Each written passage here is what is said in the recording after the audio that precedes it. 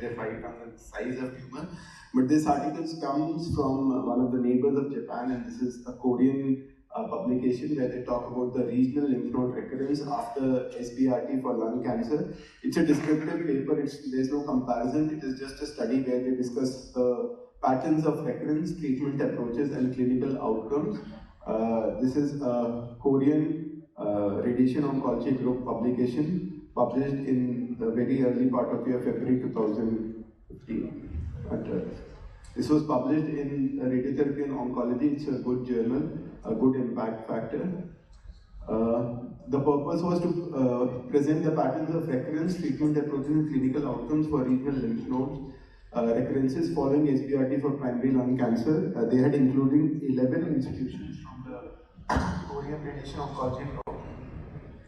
The time duration was a 14-year period from 2005 to December 2019. Their description for including any patient was anybody who had got definitive SBRT, which included less than 10 fractions, with each fraction being of minimum 6 gray. Definitions are very important because this is how they define the subgroups.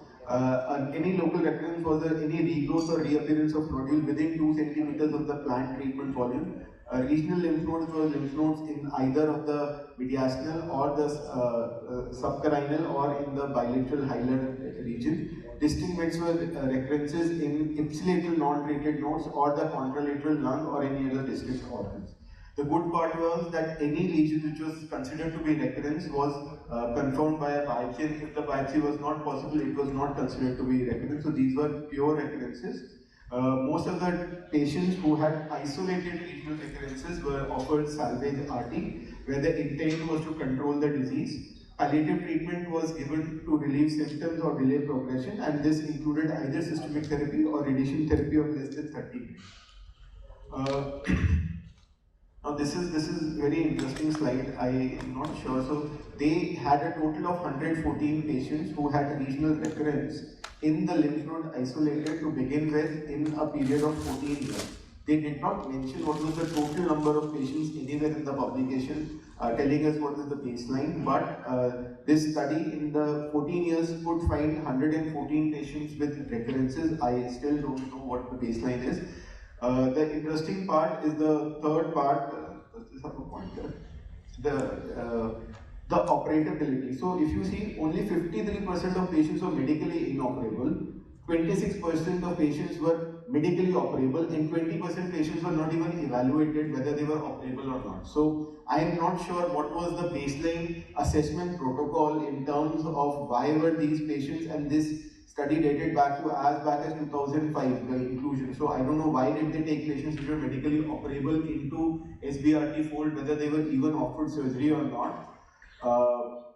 They did a thorough analysis in terms that all of these patients had a PET CT done. Most of the patients had a lymph node evaluation done in terms of 40% getting an EBUS, 58% did not get a mediastinal evaluation done.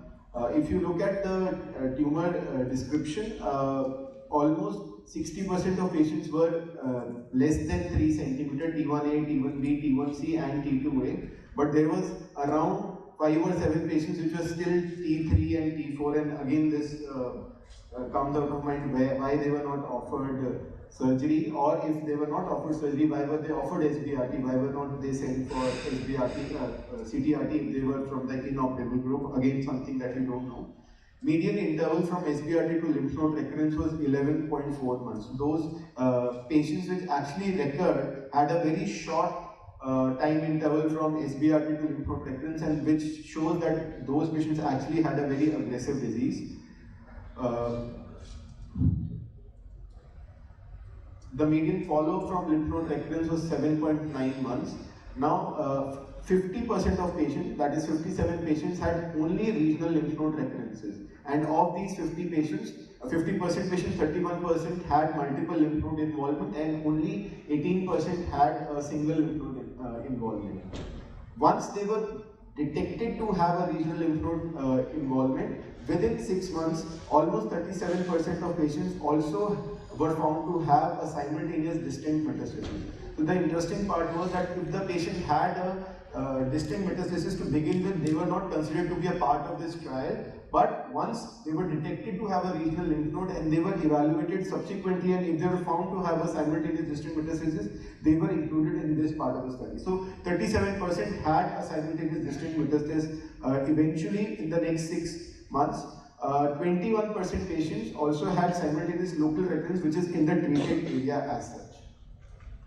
This was the pattern of spread of the disease. So ipsilateral hilar nodal involvement had the most common spread in 47% patients, and ipsilateral upper mediastinal lymph nodes had the next common spread in 40% patients.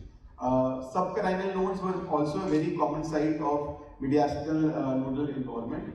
60% of patients were offered salvage treatment and 38% patients were offered palliative radiation. The striking thing was that most of the patients in the right lower lobe showed metastasis to the upper mediastinal region, and the aortopulmonary window was found to be in the left upper lobe. This mimics what we see also in our drainage patterns for surgery.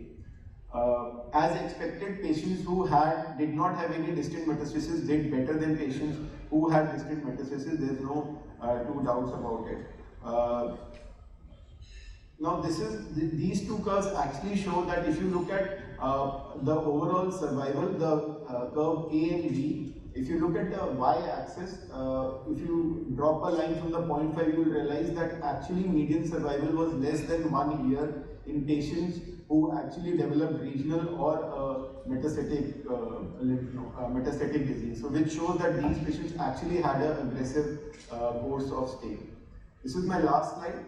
That 50% of regional recurrence in SBRT are truly regional and may benefit from salvage therapy. 1/3 of patients will have distant metastasis and OS will be less than 1 year, and patterns of recurrences are similar to those noted in surgeries.